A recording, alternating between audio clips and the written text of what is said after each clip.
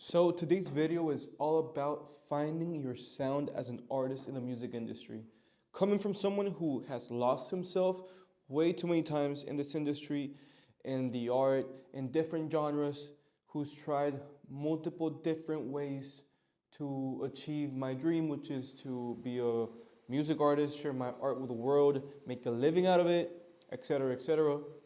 And through that process, I've kind of lost myself and what made my art special to begin with, which is probably what a lot of you guys, if you're tuning into this video, have experienced, and why you're looking for answers on what do I do to find my sound again. Or maybe you've never found your sound and you're just like still looking for it.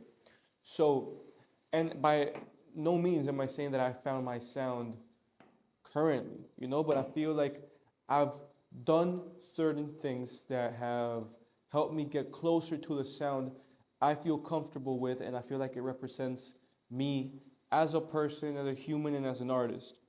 So, I'm gonna give you a couple of tips that I wish you will implement in the future so that way you can find your true identity as an artist.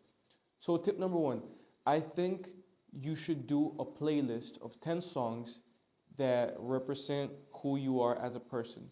And what do I mean by this? So, we all have certain music that when we hear it, it transports us back into a specific moment in time. Let's say you put, I don't know, for me, for example, it's Love the Way You Lie by Eminem, which is the first song I ever heard from him. And after that, I became extremely obsessed with him to a point that I'm here writing music because of my obsession with Eminem. So it can be traced all the way back to that, my start with music. So whenever I listen to that song, it just reminds me of when I was a little boy, 12 years old, hearing that for the first time and how it made me feel, how it was something completely different from what I was used to. Because before that, I would only listen to like Disney Channel music, Nickelodeon music, like very, very cringy stuff. So that would be an example of a song that is really close to my heart and is part of my identity. So I would put that into a playlist. Another song would be, I don't know, something from XXXTentacion. Because I remember when he dropped his first studio album, I was in math class with a friend of mine, and we got the notification from Apple Music that he dropped the album, and we listened to it from start to finish during that class. And it touched me so much that I remember every time I listen to Jocelyn Flores, for example, I remember that moment in math class when I first heard it. So, any song that has a special place in your heart or that transports you back to a special moment, I feel like you should put it into the playlist.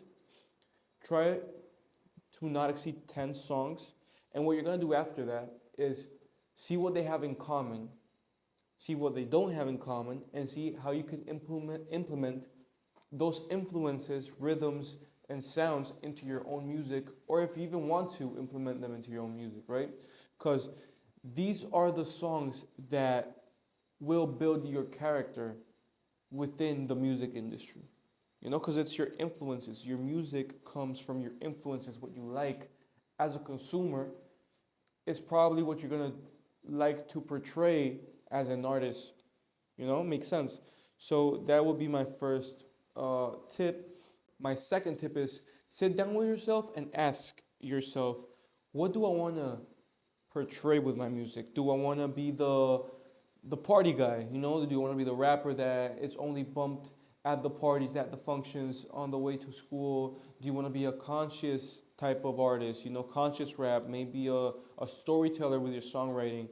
Do you not care much about that? Do you want to be a teenage heartthrob? Like Taylor Swift, One Direction? What is your goal with your music? Who are you making it for? What's your target audience?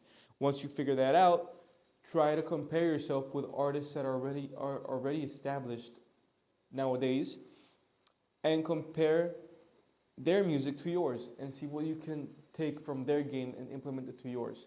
I feel like that will give you a better understanding of who you're making the music for, which, by the way, it should always be yourself first. Like, you should be making music for you, which is something Rick Rubin actually talks about in his book.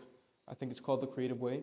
You should always prioritize making art for yourself before anyone else, because that's that's the best way to make art. You know, like you'll never be able to please anyone. So you might as well just please yourself, throw it out to the world, and whoever wants to hear it will hear it. Whoever doesn't, well, fuck them. You know. So that's my second tip. And my third tip is basically just keep trying new stuff. You know, don't keep yourself in your comfort zone. You might feel like that's your sound because it's comfortable or whatever. But if you're coming into YouTube and typing this and you found my video, you probably know something's missing. So you probably want to try something new. You know, different genres, different songwriting techniques. Maybe spice it up a little bit. Don't write just about your personal life. Write about someone else's life. A little fiction.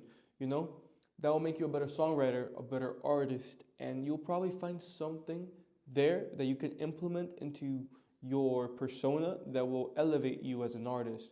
So those are the three tips. You know, like let me know in the comments what you want me to talk about in my next video. I'm gonna be uploading once a week for the rest of the year, and I don't even know what to call this. It's gonna be like my personal podcast, I guess, about yeah, music, talking about my own process as an artist. You know, I'm about to release a lot of new music this year.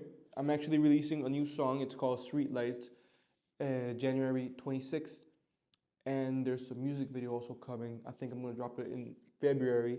So if you have any doubts, any questions, anything you want me to talk about on my next video, then don't hesitate. Write it down in the comments below, and I'll see you in the next one.